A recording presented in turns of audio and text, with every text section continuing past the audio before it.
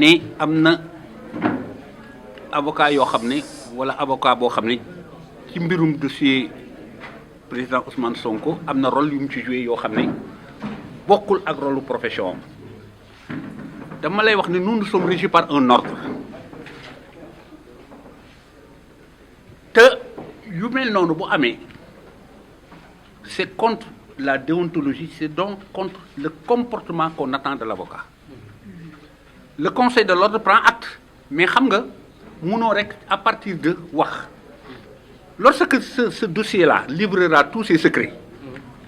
ba ñu xam ne en définitive un avocat am na rôle boo xam ne joué na ko ci te fekk na war ko joué ci à partir de ce moment c'est le conseil de l'ordre qui va s'autosaisir de ce problème dégg nga te sanctionner ko parce que vous savez bokk na ci corps yoo xam ne qui sont tellement sensibles ci problème d'éthique et de déontologie avocat profession bi ku tilimal deram lay bañ ku tilimal deram lay bañ loolu tax mu avocat loo ko mënti wax lu tuuti plainte boo ko def ko tuuti lu mu tuuti ci ñoom bu dee lu ñàkk fay sax daan ko topp ba mu sës kon nag foofu dalalal sa xel ce qui est sûr c'est qu'on est aux aguets dégg nga si jamais yëf yi ba mu deer ba pare ndax affaire bi génneegul secret bi yëpp de des na de ba yëpp pare ba yëf yi dossier bi à partir de ce moment nag ce sera le moment des règlements de compte parce que fii ku fi dural nit te amul dégg nga mën na la poursuivre pour dénonciation calomnieuse képp koo xam ne tamit laale nga ci te fekk na waroo ci laale dégg nga waxuma sax pénalement dañ la war a poursuivre mais nous en ce qui nous concerne du point de vue professionnel on ne te le fera pas. qui ont été arrêtés ici à Saint-Louis ñëpp ñi ñu jàppoon à Saint-Louis bàyyi nañ leen bi ñuy def conférence de presse bi ñëpp ñi ñu jàppoon ñu nekkoon ci loxoy yoon bàyyi nañ leen mais au-delà de Saint-Louis sur toute l'étendue du territoire national il y a 500 personnes qui ont été arrêtées 350 ont été déférées et 150 ont été emprisonnées. Et ça aussi, nous allons nous battre pour que ces personnes-là soient libérées sans condition et sans délai. Mënuñu comprendre le président de la République mu woote apaisement le lendemain ñuy dem ci ay kër di jàpp ay nit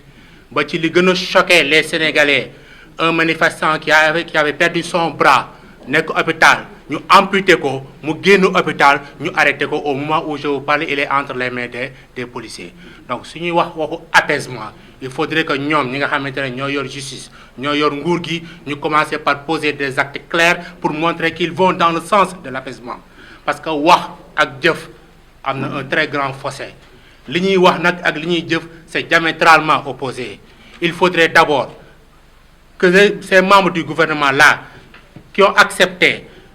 de prôner pour l'apaisement qu'ils commencent par poser des actes qui vont dans le sens de l'apaisement du climat social. Au cas contraire, nous allons continuer cette lutte-là jusqu'à ce que tous ceux qui sont entre les mains de la justice soient libérés. Tant qu'il y a un seul membre de ces manifestants-là qui est entre les mains de la justice, nous allons continuer la lutte. Parce qu'ils n'ont pas le droit d'être en prison. Leur place, c'est pas la prison. Leur place, c'est entre les mains c'est dans leur famille. Maintenant, pour le capitaine démissionnaire, il a dit, pas plus tard que ce matin,